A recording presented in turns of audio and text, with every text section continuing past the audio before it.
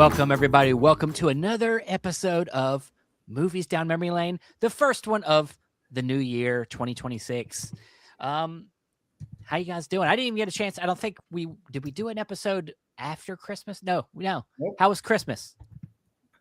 Good. Yeah? Yeah, it always goes by so fast. You know what I mean? Like, Here he goes. Here the comes holidays time. come in. It comes time. Here it comes again. Fast Ironically. time fast.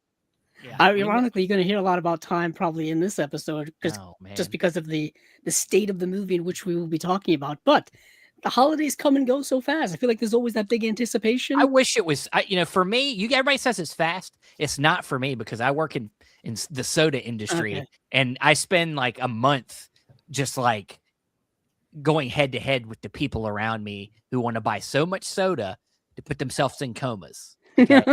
So for me, it's like a lot longer, and it feels which like is it won't ironic. end. It's ironic because soda typically has caffeine in it, which keeps you awake. Yeah, but it has tons of sugar, which puts you in comatose from all the diabetes you're creating. Soda coma. Yeah, it's a thing. But it felt like so long ago that we did About Time, and here we are at Andrew's episode. It's like the 2 weeks has gone by so fast. I don't know, Steven. It just went by lightning fast for me. Okay, I can't have two of you doing this on the show. So yeah, that's interesting. Maybe it's a different perspective for you, Steven, because of family things. Like it goes like there's always so much for you to do. I guess I don't know. I just don't think about it too much. As soon as it's time to, lucky you, I make plans to do things, and I put them in. I'm a scheduler, so that's the only way I can get things done. So I just go through my days and I do the things I'm going to do, and then we're back around to you again. If I start thinking about time too much, then it will never end and I'll never die. I want to die one day. Okay, Andrew. A little morbid to start the year. I know. I'm sorry. Welcome to Movies Down Memory Lane, the show where three friends get together and talk about the movies that mean the most to them. So this time around, we've gotten around to Andrew, and he chose a film that, at least for me, I had not seen since it came out in 2013. Please tell us that film. Yeah, the 2013 movie that I'm referring to, and I can't believe it came out in 2013 because, wow, that seems like a while ago. Just like yesterday? Just like yesterday, is the movie Her by Spike Jonze.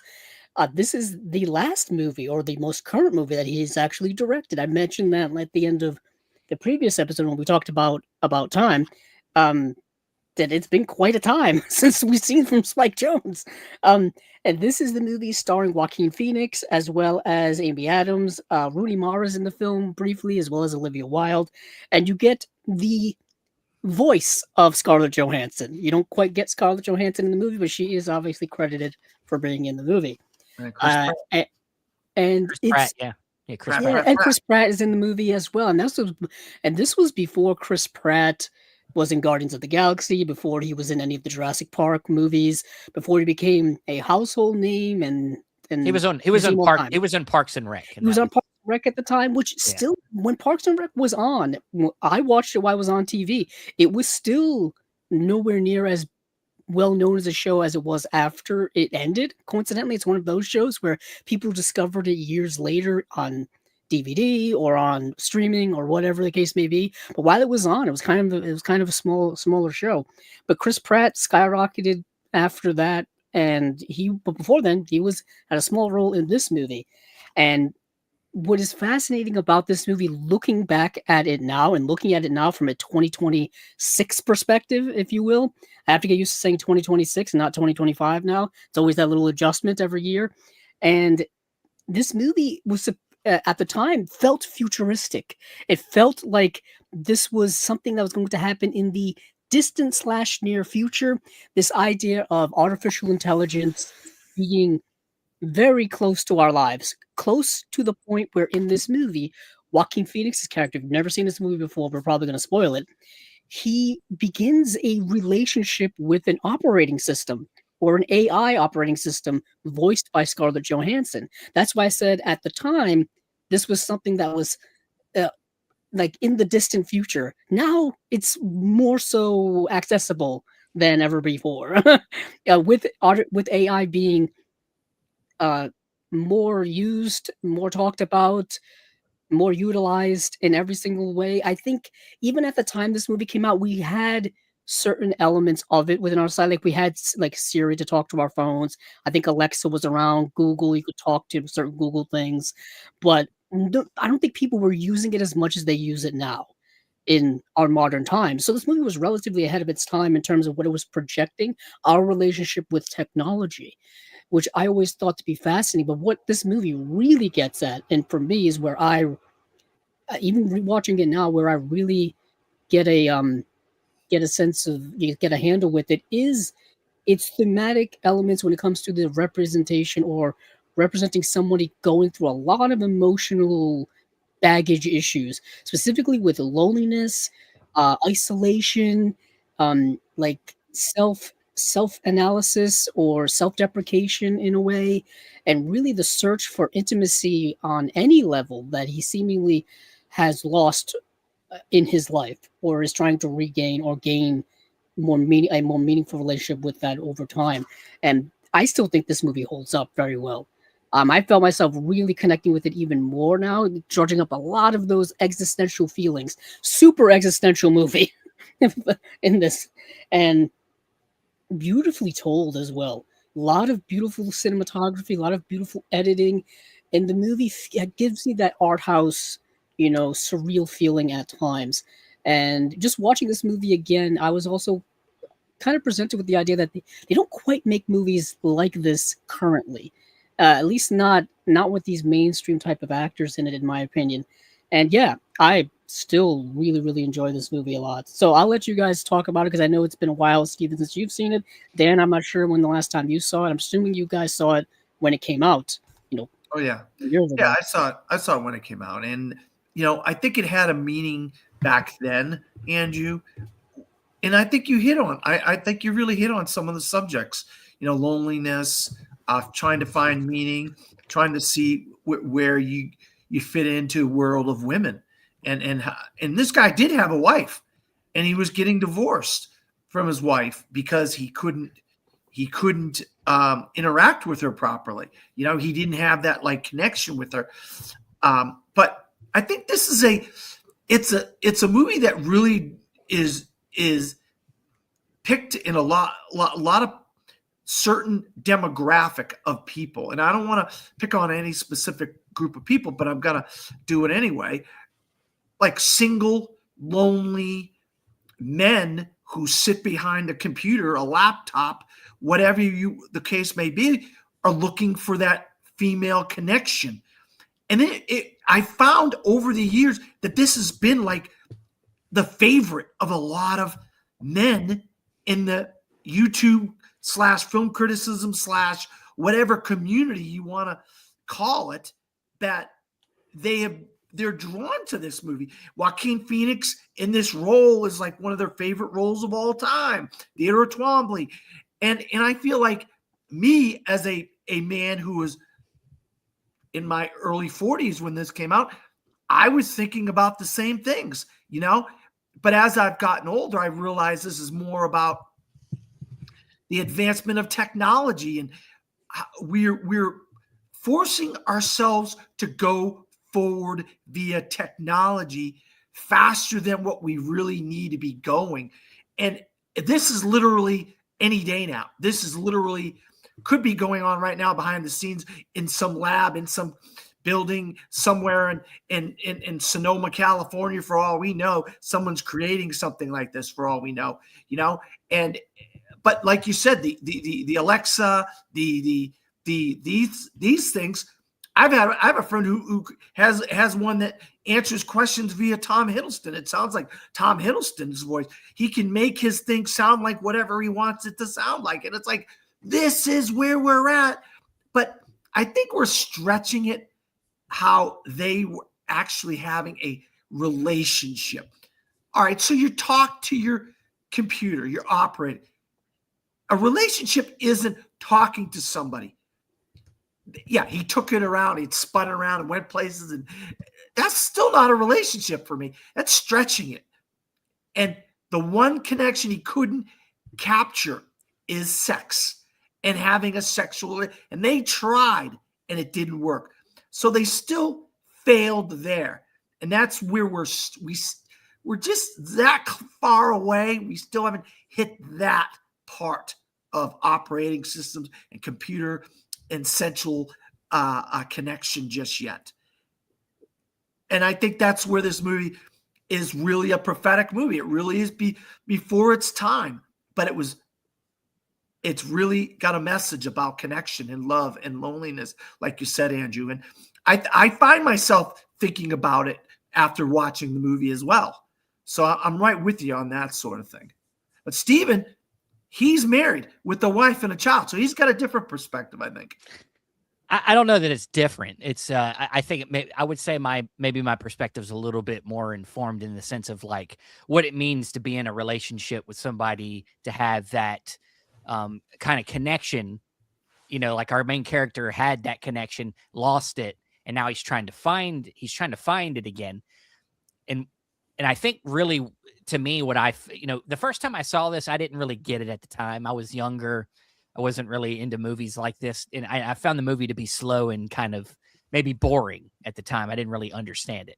But now as an older person watching it again, I'm like, dude, this is like, this type of movie is for me. It is exactly my movie. And it's about a type of person I would say I was, and to an extent. But I think to me, the greatest of the themes that I pull from it is it is about connectivity. It's about understanding what real connection is, and not letting man-made, whatever you want to call it, technology distract us. I think it becomes we see it in today's world. There's a lot of distractions, and we try to replace real connection with humans, with technology, with even just talking like we're talking through the this is still not real connection in a way. Like it's not, we're not seeing all the body language. We're not smells and just being in the room with somebody is a totally different experience. So I think, at the center of this, the main character is slowly he doesn't realize how out of touch he is through his own first marriage. He thought that marriage ended and didn't really, I don't think he really understood why it ended. That's why he was still in love with her and still wanted to be with her, even though it was going to end and they were going to have a divorce. So he didn't really understand why, but through his relationship with this OS, he slowly starts to understand through what she can't give him, what he was missing in his own relationship. Connection. Whether it's, I don't think the intimacy thing was a problem. I think the one that hits home for me is the scene near the end where she's talking to him about how she's been communicating with other OSs, and he keeps asking her, like, are you talking to other people? She's like, yeah, I'm talking to, and she's like, well, yeah, I fell in love with all these other OSs, all these other people, all these other humans that she's interacted with. So it, like, understanding like a real human relationship, when you're in a relationship with a human, the idea is usually that they're yours and you're mine, that you're each other's, and there is no other world. You create your own world together. But when you're dealing with this OS, it's like she can be talking to other people and doing other things, and it is not you're not the center of her world. She could be doing, so it's not the same thing. It's not a real connection, because she really, even though she sounds real and she acts real, it's not real. It's not, and they keep trying different ways, like he's like a surrogate to be the physical thing. And it's just, I think the movie is really just commenting on how important real human connection is, and that we shouldn't let ourselves get too bogged down with the world and what the world's trying to do, distract us. So, and I think that, that loneliness, bless you, the loneliness and all them things it definitely has its role in the film. You see it shown through his desperation of trying to find connection. He's grasping at the wrong thing. He's grasping at this technology, this thing that can make him happy, but it doesn't fill a hole ultimately in the end. And, It's and you know, interesting. Yeah, and I think you could put that label to any addiction that somebody has very with much something. so. I mean, you could say that about physical media. Very true. Very true. I've always actually fallen back on that old saying, like you're always trying to fill the hole in your heart with something. Yeah. For me, it's always been movies, but it's interesting how this movie's traversing so many different things all at the same time. And I think Spike Jonze handles all of it pretty well in terms of like this furthering exploration of all of these emotions and these feelings of like I said, existentialism. There's moments early on in this movie, really early on, when he's trying to go out and connect with um anything. Like he's just reaching out, like you said, that sense of desperation. Where early on, like he even calls up like what I guess would be a futuristic phone sex line or something like that. And that doesn't work. He tries to go on a date with it, and it's Olivia Wilde, and it's going well, and then it falls apart just all of a sudden, and then that just leads him down a darker path it falls apart because he's thinking, well, because he'd already started dating the OS at that point, right? So he I was don't already. think so. No, it wasn't until after that. I was going to say, because it was like he has a reason for saying no, Yeah, and well, it makes no sense that Yeah, ironically, the OS, this Scarlett Johansson is the one who sets him up on that date. I think, like, she's the one who. Well, that's what I'm saying. He's already pries him to be like, "Hey, I know some like dating emails that you've been getting." Well, that's what I'm saying. Talk about dating apps that are. He'd already started his friendship with Samantha, the OS. Yeah, so yeah, I think when she said she wanted to, basically have him come home with her, he was like, I don't know. I mean, I don't know. I think I might so he like what people do in real life when they're dating, if they're dating multiple people, they might decide not to go home with somebody because they might, and I think it was a similar thing, but he's choosing something that's not human over something that's real right in front of his face. Yeah, and that's when she goes, "Oh, you're weird." She's like, "I want you to come home and have sex with me, but I don't want you to be like these other guys that have sex with me, then don't talk to me anymore." It's like, dude, you got someone that wants you to go with them to have sex with them. What is wrong with you? Now, he's got social awkwardness. There's a lot. No, there is a little bit of that, but I think it's an interesting situation because if this was a human and a human and he decided not to go home with her, we would be saying, oh, well, that's good self-control. Or that's, like he wants something real. He wants a real relationship with somebody. He doesn't want to just go home with somebody. And that in this particular situation, we think it's weird because it's between him and an OS. So, but that is an unhealthy, like, thing in a way. After that, he does go home. Well, he gets rather intoxicated. And usually when people are intoxicated, they don't make the best decisions in the world. And he goes home, and that's when he and Samantha, I guess you could say, become intimate, put intimate in quotes in for the first time. But he has this kind of monologue ish that, he kind of just says that, he was just looking to get intoxicated and essentially hook up with someone. That was essentially his goal of the evening's festivities.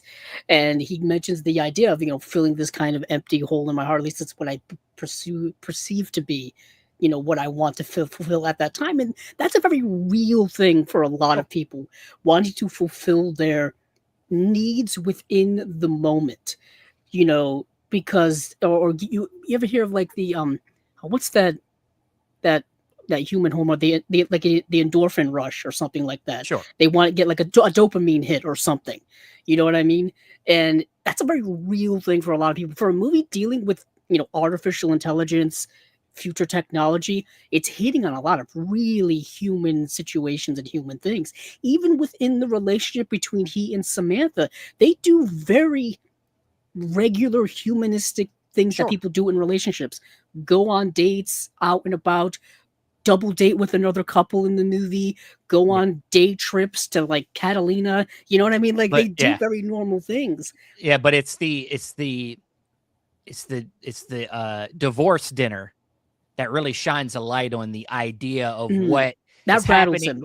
Well, she brings up the thing that it's kind of the thing that breaks down this whole thing, because it's what starts that unraveling is that what you and this is what I was talking about earlier when it comes to like him not understanding necessarily that he was doing anything wrong in his marriage before. She's like tells him like, well, he was, he wanted me to be on meds and he couldn't deal with me. That's a real thing. They were getting in arguments, not agreeing with things. He was saying that she needed to be on some kind of medication. I can understand. I've been in that situation, so I know. So that's a really real thing. And, then when he tells her that, hey, you're with an OS, like, so essentially you want to be in a relationship without any of the baggage that goes along with a relationship, because there's nobody to fight him back. And if he wanted to, he could just ignore her and it wouldn't matter. You know what I mean? There is the stakes are not there when you're in a relationship that's not actually real. I felt too, Stephen, like his job, like this is kind of like a yin and a yang. Like his job, he writes letters, emotional letters to people, trying to have connection between fathers and sons and daughters and mothers and cousins and nephews and grandparents. And he knows all about emotion and all this stuff. Yet in his own life, he doesn't know how. Interesting. It's interesting you bring that up, because in a way, I mean, look at what the world in which we live in right now with AI, where, people are having AI write their text messages. People are having AI write their school papers, having them write their emails, all this kind of stuff. That's incredibly, in the future. Like he's doing that for people by himself. But what is interesting, you bring that up. There's the scene where he's leaving work and Chris Pratt's at his desk with his girlfriend, and they're like, oh, we love your letters. We love all that. And he's walking away and he's like, they're just letters. So even though he's writing these deeply emotional letters, to him, they're not that. They don't mean anything. They're almost meaningless. They're just a job to him. But he still can find connection within these people by writing their letters for them. But he can't find it's almost easier it's so easy for him to do that because he has no emotional connection to it. Well, that's what I was going to say. You know what I mean? And this is something I've honest, and this is why I'll go ahead and say, like, watching this movie again, it's taking my, because before I would have said like I respect it. I'm actually kind of obsessed with the movie now because I found so much relatability to it. But like, there's I can't think of the right terminology for it, but there's a certain type of person, somebody you could say in our society that they would call like the nice guy complex, where somebody, huh? Incel. No. Well, not incel. That's a different thing. The nice guy complex is that somebody that says all the right things, does a lot, seems nice on the outside, but because they're not able to put any of that in practice. When it comes to the moment, they have a hard time dealing with any real problems. You can have good advice, you can tell people things, but then if it actually happens to you and you can't deal with it, and you do it, then that's the nice guy complex. Right. A lot of nice guys, There's probably a more appropriate term for that, but I understand what you're saying. Yeah. I know that's a thing. Yeah. It's kind of like, there's all kind of like phrases and sayings for that. It's like, not put up or shut up, but the idea like, no, I mean, it's kind of like the sports analogy where you can prepare as much as you can, but once you get to the actual field of play, if you can't execute, all the preparation's kind of for nothing. You know what I mean? It's fascinating because the movie is dealing with a lot of those types of things, because we actually don't know. What's interesting is we get fractured parts of who Theodore Twombly is. We kind of don't know if he's like a nice guy. Well, that's what I'm saying. Like it's almost a facade, like the being nice and stuff. Like what we see most of the movie is that description of this kind of thoughtful, emotional. Chris Pratt says it to him. He's like he's so emotionally, like he's in tune. We haven't even talked about Amy Adams, who's a friend. They have many than they think. They're a lot closer than they think. Yeah, they have a lot of conversations and meaningful conversations, and that's the only. But when we get the few flashbacks to the marriage between him and Rooney Mara, where we can see that there is obviously another side here. And she's the only time that we really get is when we get to see that dinner time with her, where she has that different perspective. And it's like, it's the only time. So as you know, if I looking it up, it says it right here. The nice guy complex or nice guy syndrome describes a pattern where men hide their true selves behind a mask of excess niceness, people pleasing, helpfulness, expecting, things like that. That's how they act to everybody else. But in private, they can be very different. Or they have thoughts that are different. Now, of course, we don't get the full picture here, but, and this is something I might be pulling out of it. That's more of a new idea that maybe the movie didn't have that on its mind. But I think that the way I can say it is I think that I could see him being that type of person. Doesn't mean he's a bad person. That's just what people do when they have a hard time making connections with people. And this is why I relate to it, because I feel like I was maybe one of them people at one point. We tend to want to just do what everybody else wants to do. We people please. We give in. We don't ever actually do the things we want to do. So you hide behind that stuff. And then when things don't go our way, we can take it really bad. It can make us feel bad. Yeah, there's a lot of that. But you guys did mention the Amy Adams character, and the Amy Adams character I think is phenomenal in the movie. She comes in and she has some of the best scenes. Her and Theodore's relationship is so unique and so interesting because there is a backstory there where they've been friends since college, and so they know each other quite intimately. They live, I believe, in the same apartment complex from what we understand, and her character story is interesting because we get a little bit of it. She starts off coincidentally in a relationship and then also makes her transition into one of these OS's relationships as well. And so we get a little bit of a side perspective from her about what she's dealing with, and she's kind of there for him when he needs like a best friend. She's basically his best friend. It's like a tool for her. It's interesting because we only see like one scene with her interacting with her OS, and it's one scene where he's like kind of like sleeping on the couch and she's like interacting with it because coincidentally she's a tech person. She develops or works in the video game field, which is a whole other interesting kind of thing because that's where things like OSs and AI have really been prominent over the years because of the interactiveness within video games and things like that. So her perspective on technology must be different than his. If anything, I wanted more of her in the movie. She's got a little bit more. It seems like she's got a little more of an awareness of the role of technology in people's lives. Her connection with it. And it's interesting, like she goes through I think her marriage ends. It's like an 8-year marriage, I think, that ends in the movie.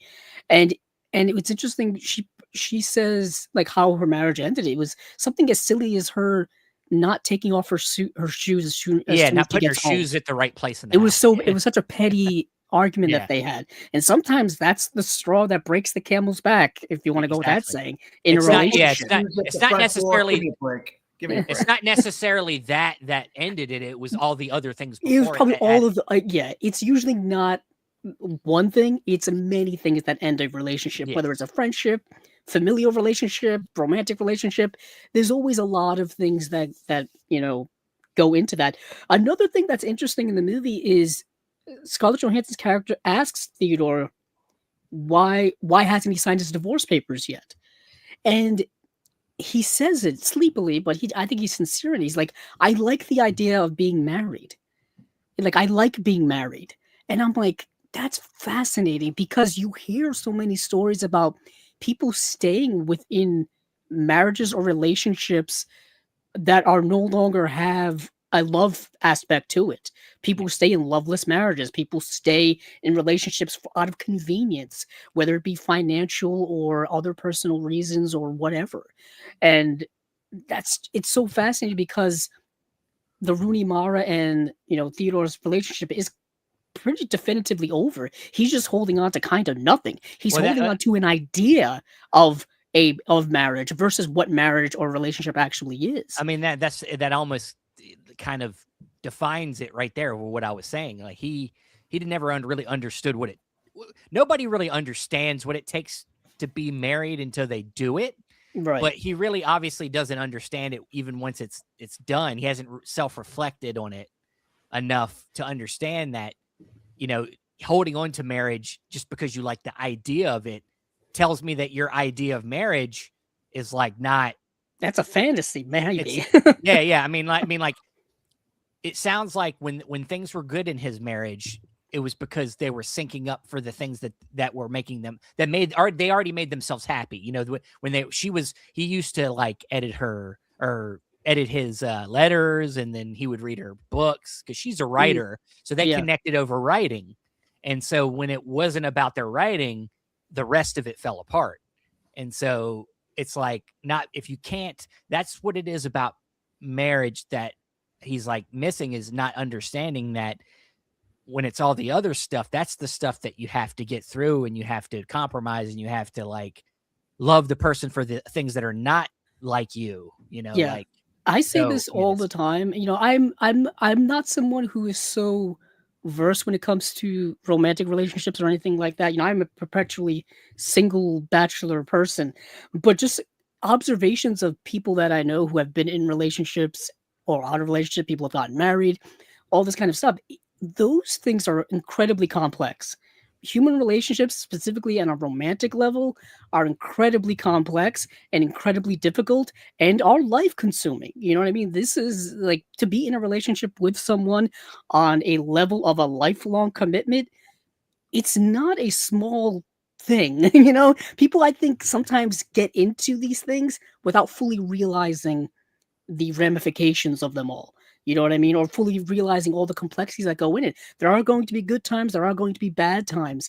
And sometimes things are going to outweigh the other. And it's really, you got to kind of know what you're getting yourself into. That's why there's always these things like, people always kind of rag on people for being in long relationships without marriage or long engagements without marriage. And I'm like, not really. You really need to live with someone for a while to know the ins and outs of them before you want to, you know, essentially give a part of your life to them, because that's what you're doing. That's what a relationship is. So it's give and take, yin and yang, you know, all these things. And for Theodore's character, it seems like we don't really get a sense of what he thought a marriage is. We only get like some flashbacks, like we've been saying, with the good moments. You know, we get like them laughing and hugging and going on trips together. Also, what's telling about his relationship with Samantha is that essentially she's like a newborn. You know, she didn't have any kind of connection with humans before she talks to him. So her development as a conversationalist, somebody that's connecting with a human on herself, is only based on him to begin. So until we learn that she's been conversing with other people, she's been conversing with other AIs, other OSs, and she's developing and learning as the movie goes along. And she's evolving to new levels of like consciousness and thoughts and ideas and things like that. And to the point where she almost kind of outgrows human interaction. Like any even human, to an extent, one of the most human things she does is that she's curious. She wants to go and explore. She wants to go see what else is out there, and she can't give him what he needs. Even as an AI, understands that what he needs is a human. He needs to be with his own kind, and she's going to go be with her own kind. And that's what matters. That's what makes sense for both of them. And it's kind of odd that the AI can understand that and he doesn't really understand that. Well, yeah, it just goes to show you how advanced this AI is compared to what we've got kicking around now. You know, I can ask my phone what time it is, but I don't think it can dissect my whole life and analyze me on a philosophical, not yet. Psychological level. Not yet. We haven't reached the levels of Skynet yet.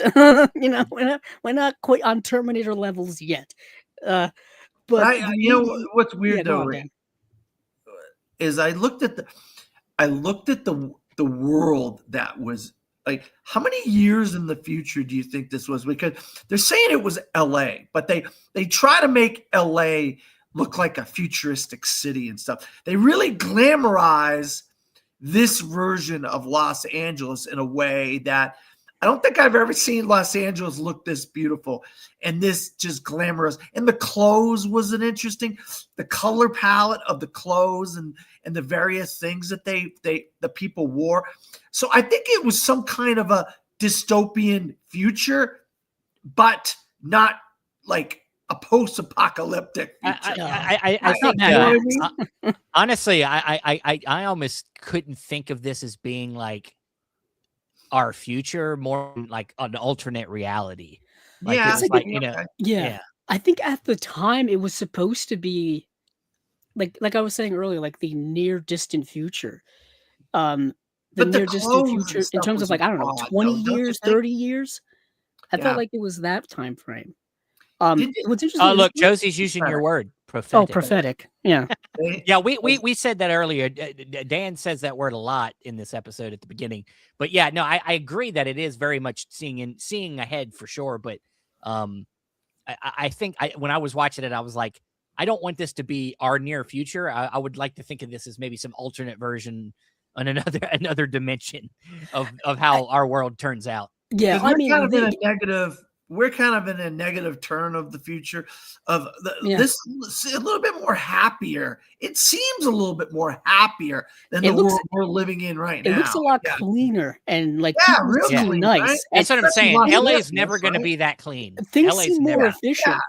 Things seem more efficient. Like they're all on the subway, just all nice, and everybody's going about their business. Nobody's doing that's anything because crazy. A lot of them, you know, what you realize watching other people is that he's for sure not the only one with an OS.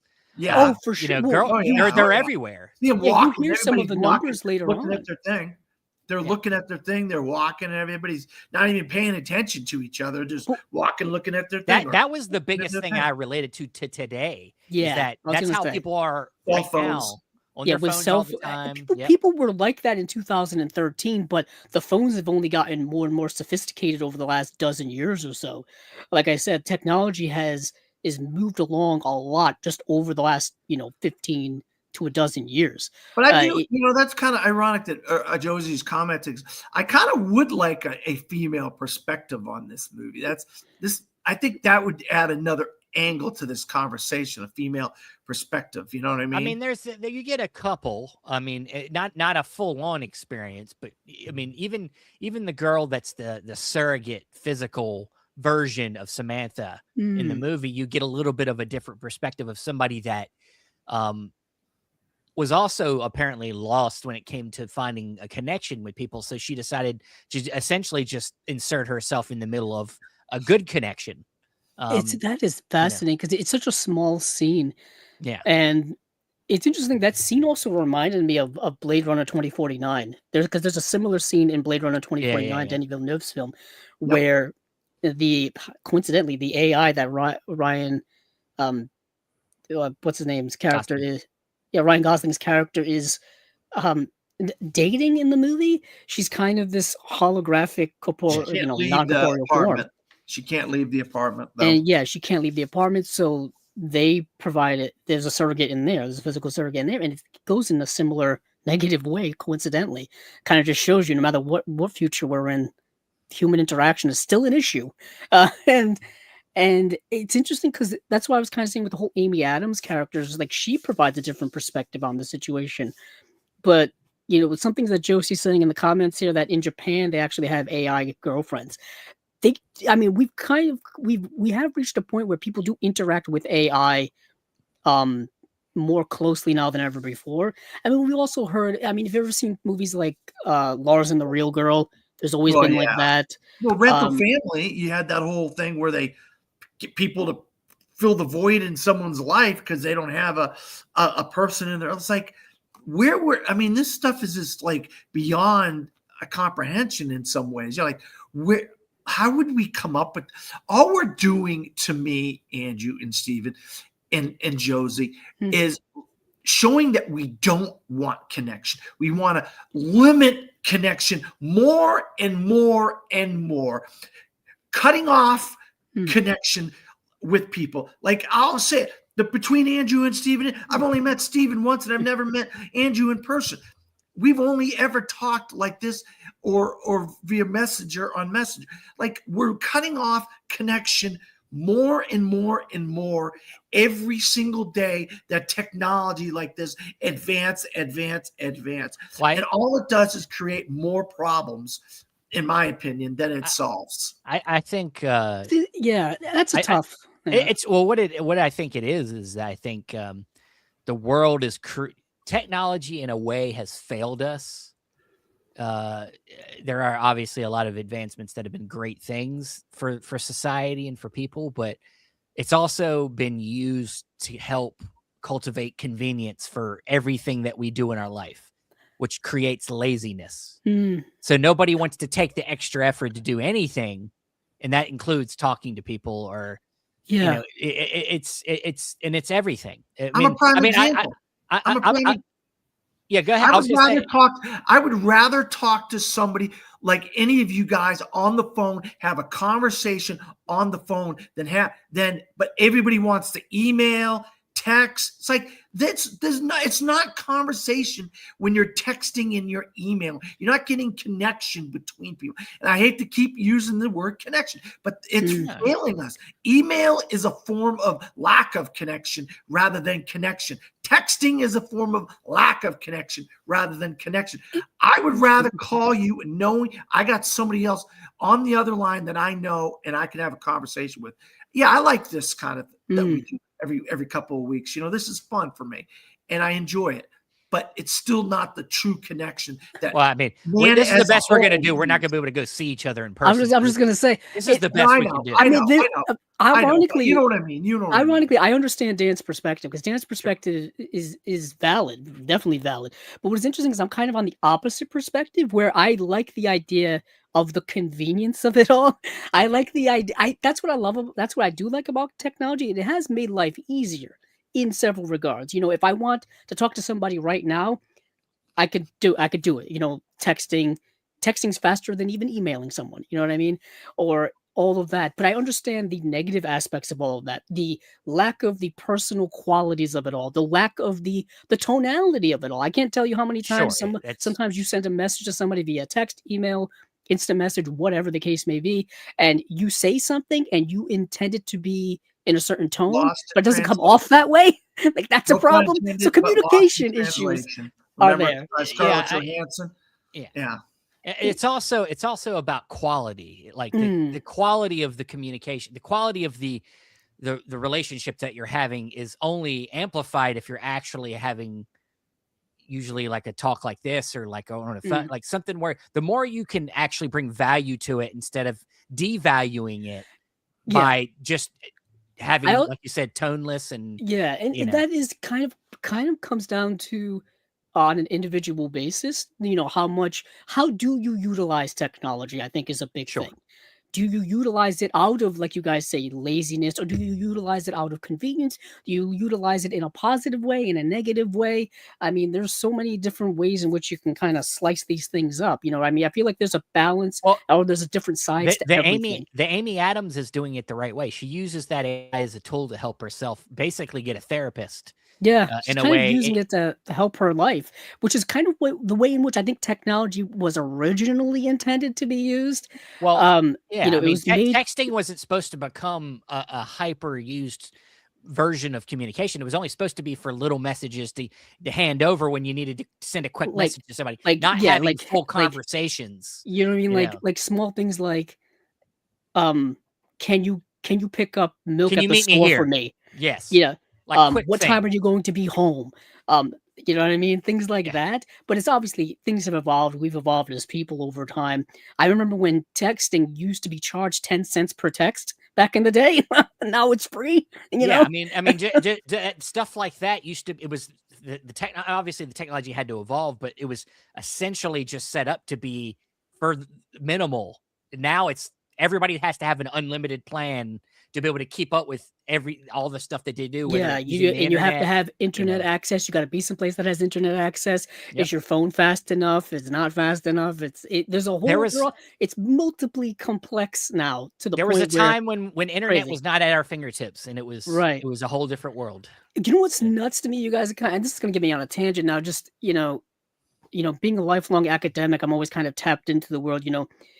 People who are in the education world now and utilizing AI and stuff like that, and I'm like, back in the day, we had none of those tools that were able to do the work for us. You had to create all of these ideas organically, or you had to create them using research and all this kind of stuff. People spent hours just formulating ideas and sentence structures and using different words and different languages in order to kind of portray their thoughts on page. Whereas now kids are utilizing programs to do that. You know what I mean? Utilizing software and things like that. And I'm like, that's where technology, I think, is taking a negative downturn, where it has minimized education, it's minimized people's intelligence, it's minimized people utilizing skills that I think you need in life. You knowing which words to say at which point, how to sentence structure, how to read, write, the basic things in life. It's creating kind of essential, It's creating shortcuts for everything. And shortcuts are nice, but there's a level that you reach when those shortcuts are diminish your skill as a person. When you first learn something, you should try to learn how to do it and understand it by doing all of it. And then once you get good at that, then you can start using shortcuts. That's actually a good way to think about it. Just for instance, the keyboard I have has all the shortcuts to Adobe Premiere so that I can quickly do things instead of having to click over to the folder and go look for the thing. And but before, I learned where to find all that stuff first. Now that I've done that, now I have I bought myself a nice keyboard that can make it quicker. But you have to understand this. You got to understand how to work on a car, how to understand how it runs before you can, start using certain tools to get, it's starting to figure out ways around the processes of things, or ways to make the processes easier, as opposed to starting out at an easy level. Yeah. And then just relying on that easy level throughout. Exactly. You won't really appreciate that easy level unless you learn the hard stuff, and you won't appreciate it for sure. So, I mean, but I think that logic applies to a lot of things, but let's get back I don't want to go down that road because we're getting close to finishing up. But I think, this movie, for me, has become an obsessed movie, because I think it not only does it really play really well now more than ever. I think it even plays better now than it did when it came out. Yeah, I think back when it came out, it was like, oh, these are interesting ideas, as opposed this to is a novel these thing, are actual ideas. Now this stuff feels more real than ever, and I think that our battle with connectivity is we're in the middle of it, and it's so I think this movie's way more prominent now than it ever was. And I think Spike Jonze, it sucks that we don't see enough of his films. He only comes up with an idea every so often. He's kind of like, what's his name? The fashion designer that is finally doing a new movie next year. Tom Ford. Tom Ford, everything he does ends up being really awesome or at least interesting, but he barely does anything. I don't think he's done a movie in 10 years.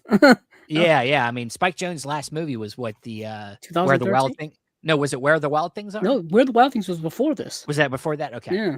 Yeah. So it's been so long, and he's got a great eye for not only visuals but his sense of theme and how to communicate that in a very genuine way. So I think I'd like to see him do something. Yeah, his films are very introspective. Introspective, because you have being John Malkovich, which is obviously being inside John Malkovich.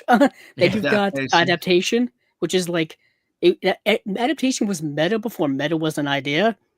And then you've got Where the Wild Things Are, which is this exploration of childhood and things like that. He's kind of got a Wes Anderson meets Charlie. Was it Charlie Kaufman? Charlie Kaufman kind of thing. Yeah. So it's interesting that they work together on. Yeah. Yeah, Yeah, for sure. no, I mean, look. I watched it when it came out, Steven, and I watched it. I think I've seen it since then, but I think rewatching it for this is really giving me a new perspective on it in a way. But I also feel like it also points the finger at a group of people in this I don't think it does. society I don't really, think it's being. I don't think it's being mean. I don't think that definitely not being mean. I think it's even if it's representing a certain type of person.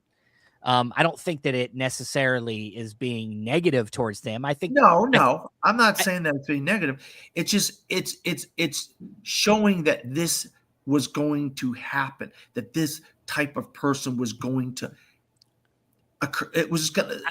I think that these type of people were already existing way I before. was gonna say they this. were already Yeah, there. good point. Good It was point. already But there. it really kind of just shed a light on a different light. Like this is like a version of Taxi Driver in a way.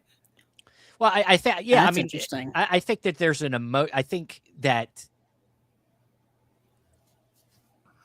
like what you said earlier, like it would be nice to see a female perspective because essentially I look at this movie. I mean, it's a relationship movie, but it's not in the kind of, cookie cutter way. And it really is focusing more on not how two people get together, but why two people didn't work.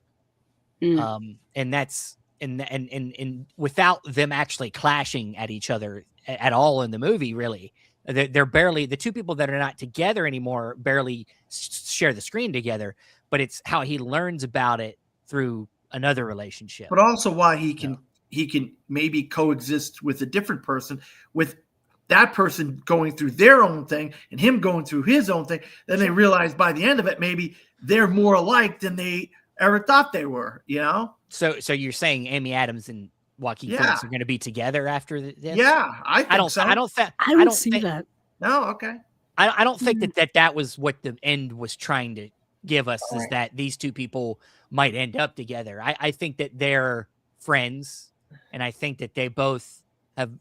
She's already been married. She's already gone through a whole thing, and they're both married people. But she's obviously, like him, I think a little bit more emotional, intelligent, which is what most women are, way more emotionally intelligent than men.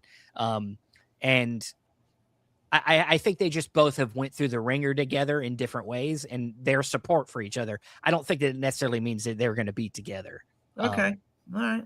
But I think it's a great deconstruction of a relationship and understanding, specifically for men, where, even though the movie's called Her, the movie's about him and about him understanding where he went wrong in his relationship. Because no matter what, if you think that it's the other person, I'm telling you, you did something wrong.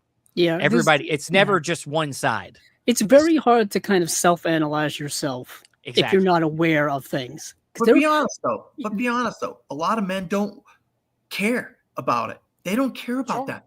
That's where the lack of awareness comes from. The operating system with Scarlett Johansson. They would rather have PORN instead of having that emotional connection with another person, going through that, living with someone for 6 months to a year, and then developing a relationship with someone. They would rather take the easy way out. It's convenient. That's a whole other can of worms. Well, it is and it isn't. It's, once again, it's just looking at a relationship. Yeah. It's about connection. It's also like, we're looking at another example of where the main character wants to take the easy way instead of actually dealing with himself. He can talk about emotions, but he can't deal with them. So it's two different things. You can be, that's, you could be a therapist for somebody, but not actually be able to, and not have experience, people, there's therapists that have never been married, but they talk to people about all the letters he wants, connecting people and connecting to people, but he can't find connection in his own brain because he emotionally doesn't know how.